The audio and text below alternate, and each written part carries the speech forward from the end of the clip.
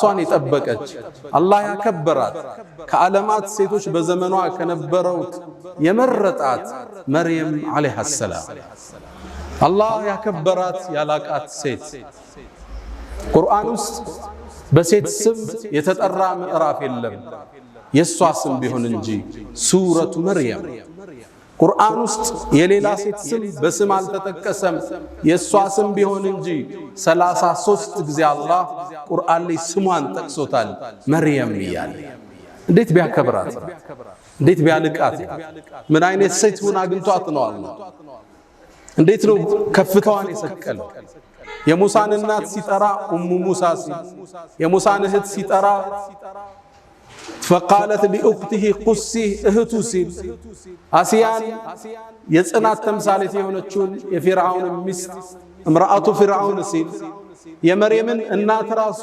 ሐናን አላህ ራሱ امرأة عمران ሲል መርየምን ግን በስሟ ጠቅሷታል ይቺ ሴት ማን ነች ገድሏስ ቁጥብነቷስ ራሷን ክብሯን መጠበቋስ የአላህ የተአምር መገለጫስ እንዴት አደረጋት የዛሬ ቆይታችን ላይ እናወጣዋለን ጉዞዎች ሁሉ ከቤተሰብ ይጀምራል የመርየም አባት ዕምራን ይባላል ዕምራን የተከበረ የአላህ ባሪያ ነው ነብይ አይደለም ልብ በሉ እንደኔና እንዳንተ ግለሰብ ግን አላህን የሚፈራ ዓቢድ ዒባዳው የበዛ ስጁዱ የረዘመ ዚክሩ የበዛ የአላህ ምርጥ ባሪያ ነው ትልቁን ምዕራፍ አላህ ከበቀራ በኋላ ያለው አለ ዕምራን የዕምራን ቤተሰቦች አሉ ይህ ቤተሰብ ታሪክ ሰርቷል ትውልድ ለውጧል የአላህ ተአምር መገለጫ ሆኖ አልፏል ሊወሳም ግድ ይለዋል አላህ ከመረጣቸው ባሮች ውስጥ አንዱ ይሄም ቤተሰብ ነው ኢነላህ ያንተ ጌታ አላህ ኢነላህ አስጠፋ አደምን መረጠ ወኑሐን ኑሕን መረጠው ወአለ ኢብራሂም የኢብራሂምን ቤተሰብን መረጠ ወአለ ዕምራን የዕምራንንም ቤተሰብ አላህ መረጠ على العالمين በዓለማት ካሉት ሁሉ ذرية بعضها من بعض والله سميع عليم የተመረጠ ቤተሰብ እዚህ ቤተሰብ ውስጥ አንዲት ብፁዕ ልጅ ወጣች እሷም ኡሉል ዐዝም ሚን الرسل ከሆኑት ውስጥ አንዱን ነብዩላህ ዒሳን ኢየሱስን ለመውለድ በቃች ታሪኩ የሚጀምረው እንዲህ ነው እናቷ ሐና አንድ ልጅ ወልዳ መውለዷ ተቋርጦባት ነው አላህ ልጅ እንዲሰጣት በጣም ለመነች ከዓመታት በኋላ አላህ ከዕምራን ከባሏ እንድታረግዝ አላህ ፈቀደ ያኔም ጽንስ ማህዟን ስታቅ አንድን ዱዓ ወደ ሰማይ አሻገረች ልብ በሉ አንዲት ሴት ነች ያወራችው ኖሬ ግን አላህ ተቀብሎት ቁርአን ውስጥ ተረከለ አንተ አታቅም ያረከውን ዱዓ የዓለማት ጌታ ተቀብሎ አስተላልፎት ፈጽሞልህ ሊሆን ይችላል አላህን ተመሳጠረችው إذ قالت امرأة عمران إلى القرآن لي ልክ ስትቀሩት ልባችሁ በሐሳብ ይጎል በትዝታ ይዋኛል ያን ቤተሰብ ተናፍቁታላል إذ قالت امرأة عمران إذ قالت ሚለው ላይ ተፍሲሩ اذكر ሚለው ቃል ወድቋል አንተ መሐመድ የዕምራንን ባለቤት እንዲህ ባለች ጊዜ የሆነውን ለኡመቶችህ አውሳ اذكر ሚለው ወድቋል ብላለች ረቢ ጌታዬ እኒ ነዘርቱ ለከ ማ ፊ በጥኒ ሙሐረረን ማህፀኔ ውስጥ ያለውን ጽንስ እኮ ላንተ ነፃ አገልጋይ እንዲሆን ቃል ገባዋለች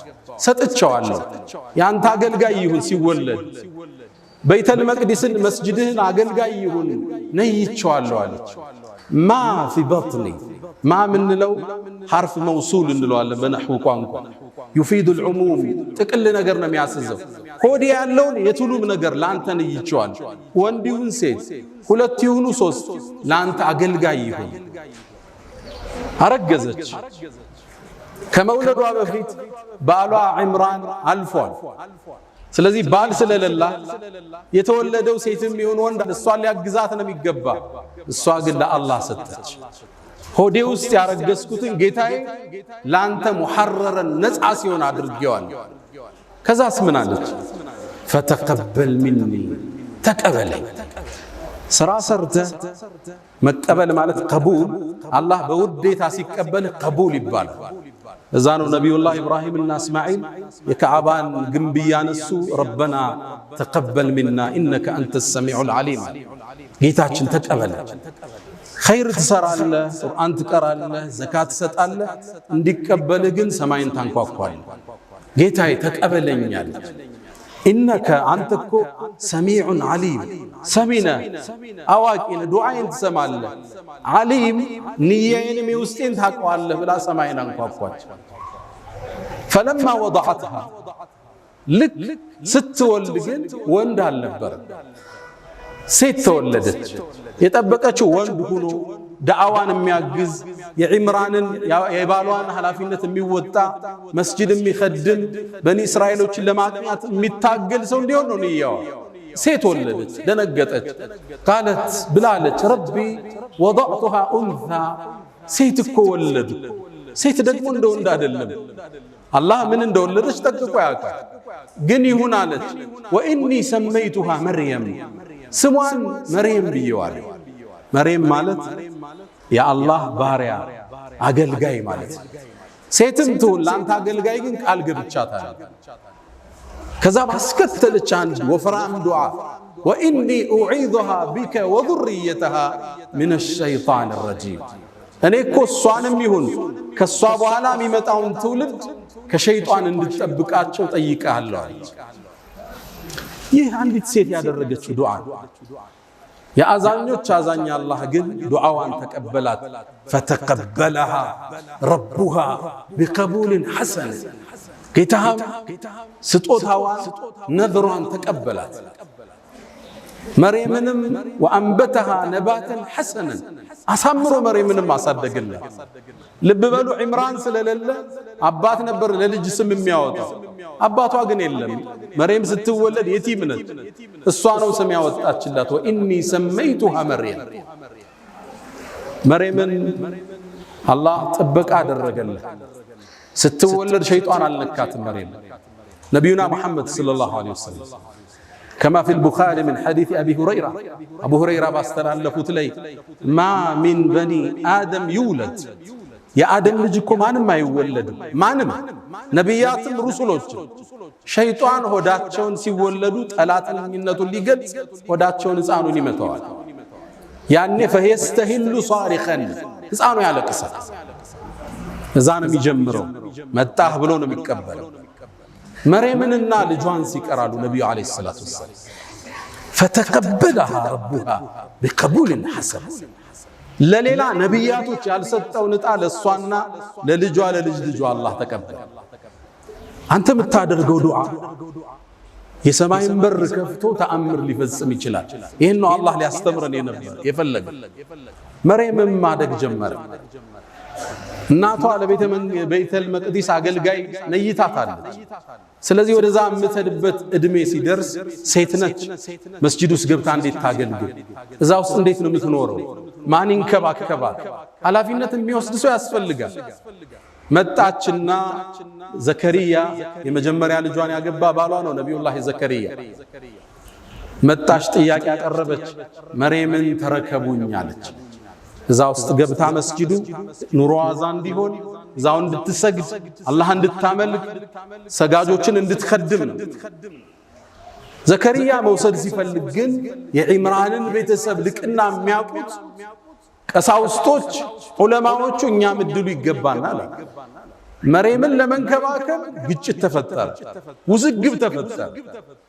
ውዝግቡንም ለመዳኘት አንድ ሐሳብ ቀረበ። በቃ ዕጣ እንጣጣ፣ እንጨት እንጣጣ፣ እሱ ይዳኘን ተባለ። ሻሉ እንጨቶች ያዙና የሚፈስ ወንዝ ላይ ወስደው ጣሉት። ከወንዙ ፍሰት በተቃራኒ የሄደለት ሰውዬ እንጨቱ እሱ መርየምን ይንከባከባል ተባለ። እንጨቱም ሲጣል ለዘከሪያ ወጣለት። ልባቸው እንዲረጋጋ እንደገና ሞከረ፣ ለሱ ወጣ። 3 ጊዜ ለዘከሪያ ወጣ። ለዛ ነው አላህ ወከፈለሃ ዘከሪያ፣ እሷን የመንከባከብ ኃላፊነትም ዘከሪያ ወሰዳል። ለነቢዩ ዓለይሂ ሰላቱ ወሰላም የነ መርየምን የነ ዘከርያን ታሪክ ይተርክላቸውና ذلك ይሄው የነገርነው እኮ من انباء الغيب ከሩቅ ሚስጥር ነው የነገርን። አንተ እኮ ከነሱ መሃል አልነበርክም። እጣ ሲጣጣሉ አዩሁም የክፍሉ መርየምን እኔ ነው የሚገባኝ እኔ ይያሉ እጣ ሲጣጣሉ አንተ መሐመድ እነሱ መሃል አልነበርክም። وما كنت لديهم اذ يختصمون እነሱ መሃል ውዝግብ ሲፈጠር መች ነበርክና ይላቸዋል። አህመድ ዲዳት የነጽጽር ኤክስፐርቱ ይሄን አንቀጽ ሙእሚን ሲቀራው እንባውን መቆጣጠር አይችልም ይላል። አላህ ለመልእክተኛው አለይሂ ሰላቱ ወሰለም ከመቶ ዓመታት በፊት የነበረን ክስተት ዘግቦ እየነገራቸው ነው። የነበረውን ፍጭት ውይይት ማን ነው የሚገባው ይሄን ውዝግብ ሁሉ አላህ ለመልእክተኛው በወህይ እየገለጠላቸው። መርየም ማደግ ጀመረች። ቤተል መቅዲስ ውስጥ ገባች። ሚንከባከባት ዘከርያ ነው። ልብስ ይወስድላታል፣ ምግብ ይወስድላታል። እንክብካቤ ላይ ነው። መርየምን አላህ ከልጅነቷ ጀምሮ ከራማ ሰጣት። ከራማ ማለት ለሌሎቹ ብዙ ጊዜ የማይከሰት ክስተት አላህ በእጅህ እንዲፈጸም ሲያረጋው ማለት ተአምር ይታይባት ነው። ታዲያ አንዴ ዘከርያ ደነገጠ። በገባ ቁጥር ምግብ ያገኛል። እንደኔ አይደል እንዴ እሷን የመንከባከብ ኃላፊነት ወስደው ምግብ ማን አመጣላት ያልፈዋል። ኩለማ دخل ነሚሏል ዘከርያ ወደሷ በገባ ቁጥር ሁሌም ምግብ ያገኛል። ወጀደ عندها رزقا ምግብ ያገኛል። አንዴ ጨነቀው። እንዲጠይቅም ያስገድደው አንድ ምክንያት አገኘ። የክረምቱን ምግብ አላህ በበጋ ይሰጣታል። በበጋ ማይገኘውን በክረምት ይሰጣታል። ዘከርያ ተገረመ። ያ መርየም አንቺ መርየም ሆይ አና ለኪ ሃዛ ይሄ ነገር ከየት ነው የመጣው አለ። ያመጣልሽ ሰው አለ? እንዴት የክረምቱን በበጋ አገኘሽ? አንድ መልስ መለሰች። قالت هو من عند الله ይሄ የምታየው ሲሳይ ከአላህ ዘንድ እንጂ አለ ዘከርያ ان الله يرزق من يشاء بغير حساب አላህ እኮ ለፈለገው ባሪያ ያለ ምክንያት ያለ ሒሳብ ይሰጣል አለች። ከባድ ንግግር። ነብይ ነው እሱ። እንዲህ አይነት የቂን ከታናሿ ልጅ አየ።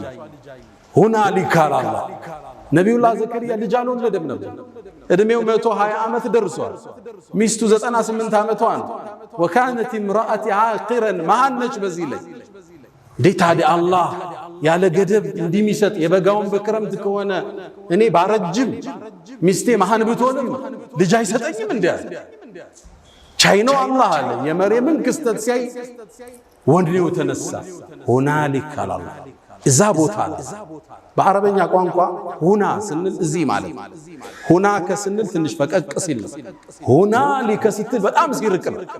አላህ እዚህ ቦታ ላይ ከመርየም ወጥቶ ነው ዱዓ ያረገ። ለምን እዛ ቦታ አለ? ነብዩላህ ዘከርያ ይላሉ ሙፈሲሮች ልጅ አልወልድም የሚለው ተስፋው ጥግ ላይ ደርሷል። አርጅቷል። ሚስቱ መሃል ነች። እዛ የመነመነ ተስፋ ዳርቻ ላይ ሆኖ ዱዓ ወደ ሰማይ አነሳ። ረቢ ሀብሊ ሚን ለዱንከ ذرية طيبة إنك أنت السميع الدعاء አላህ ወይ ልጅ ስጠኝ ዱዓን ተቀባይ ነህ አንተ። በእርግጥም አላህ የሕያ የተባለ ልጅ ሰጠ። መርየም ማደግ ጀመረች። ዒባዳዋ የበዛ ነበር። ሶላቷ የበዛ ነው። ዚክሯ የበዛ ነው። ሌት ተቀን ዒባዳ ላይ ነች። አላህ ለትልቅ ዓላማ ያዘጋጃት። ተአምር ምድር ላይ በሷ ሊከስት ነው አለ። መላእክት ላከ አንዴ እየሰገደች እያለ መላእክት ጠሯት። አንቺ መርየም አሏት። ማን ነው የሚጠራኝ? መላእክቶች ነበሩ።